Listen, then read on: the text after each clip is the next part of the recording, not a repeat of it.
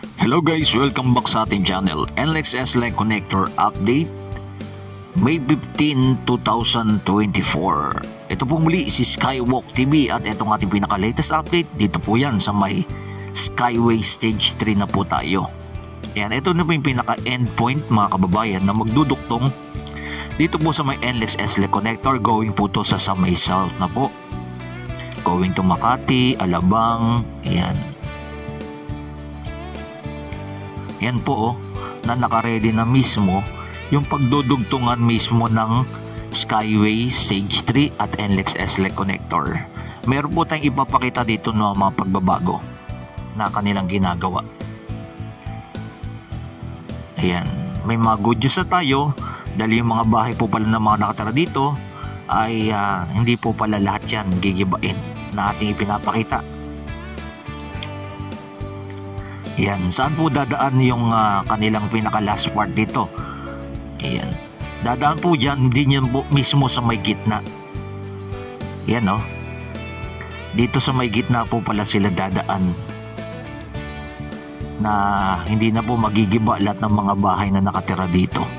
Yan ang ating mga good news. Bakit po natin nasabi yan? Meron po tayo dito nakita na pinaka kanilang ginagawa. Ayan diyan na po mismo sa may gitna. Yan. Ganyan po. Ayan ginigiba na po nila yung mga gitnang part. Diyan po kasi dadaan, magtatayo sila ng poste. At may poste na kasi nakaredy dyan sa may pinakailalim Dito na po yung pinakamahirap na part na pagtawid dito po sa nagduduktong dito po sa may Pandakan at dito sa may Santa Mesa.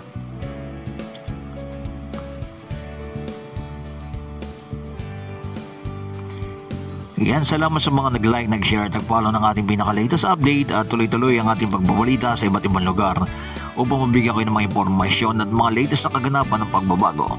Dahil pag natapos po ito, itong NLEX S-Line Connector ay napakalaking ginawa dyan po sa iwas traffic dyan sa may EDSA, going to south and going to north. Ganyan po ang mga mayari.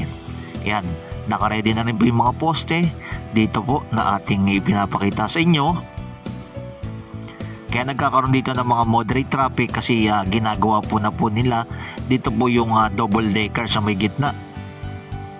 Yan kaya ingat-ingat po sa lahat ng mga dadaan dito sa may Santa Mesa.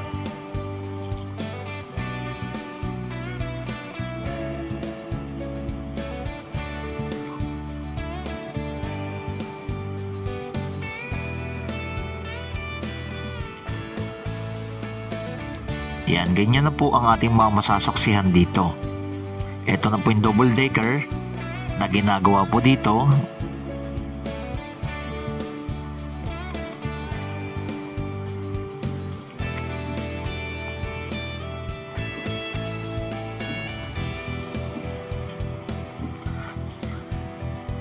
Ayan, mismo dito naglalagay na po sila ng mga poste na.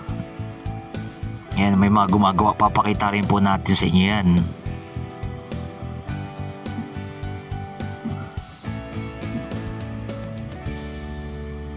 Ayan, dito na po yung pinaka double decker nila. Ayan, banda sa unahan, ayan, naglalatag po sila ng poste mga kababayan.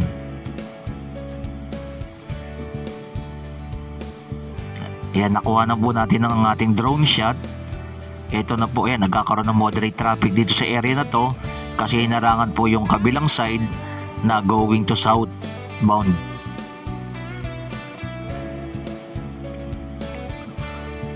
Ayan kitang-kita po ninyo na naglalagay sila ng napakalaking solid na bakal. Sobrang taas po niyan dahil dumaan po ako dyan. Nakita ko gaano kalalaking mga bakal ang kanilang inilalagay, mga heavy talaga. Dahil kailangan talaga ito.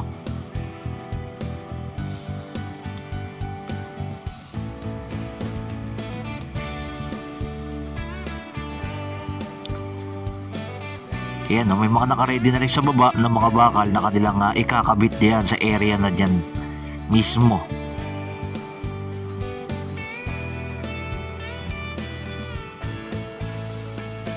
Ayan, salamat sa mga nag-like, nag-share, nag-follow ng ating pinaka-latest update na ating ipinapakita natin sa inyo.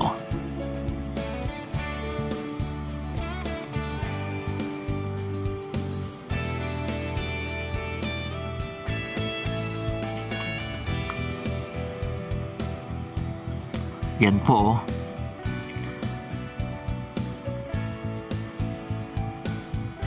Ayan, dito naman sa part na to, makikita ninyo, yan, tuloy-tuloy na po yung paglalatag nila ng mga poste at ng mga concrete spearhead. Dahil dito wala na po kasi mga bahay ng mga tatamaan dito sa area na to, kaya tuloy-tuloy na po ang kanilang ginagawa hanggang doon sa magdudugtong sa may LRT 2. Isusum na lang po natin dahil nawawalan na po ng signal yung area na to. Hanggang doon na po sila sa may dugtungan. Ito po yung PNR Santa Mesa Station. Nasa mga hinaharap, yan naman po ang ating i-update na gagawin na. Tuloy-tuloy na po magiging progress dito po sa ating bansang Pilipinas. Pag matapos na po ito, going to north to south na po mangyayari. Ang North and South Commuter Railway na ating inaabangan sa mga hinaharap.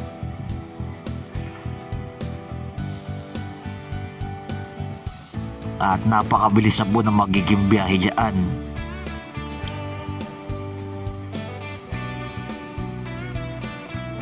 Ayan, no?